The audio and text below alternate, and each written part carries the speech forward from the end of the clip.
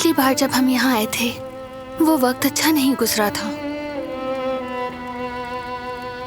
सच है, वक्त वापस नहीं लाया जा सकता। वक्त आ गया है कि बुरी मेमोरीज को भूलकर नई और खूबसूरत मेमोरीज बनाए। चलो एक फोटो लेते हैं।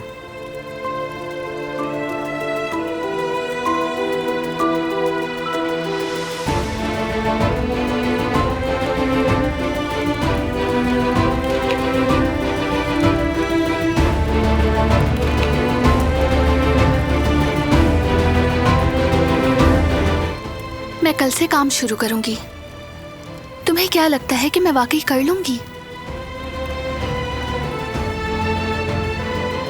मैं एक पूरे कबीले को और एक कंपनी को संभालता हूं, लेकिन तुम्हारी जिद के आगे बिल्कुल बेबस।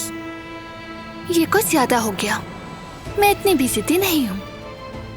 जरा देखो ना, अब भी जिद कर रही हो। नहीं कर रही मैं।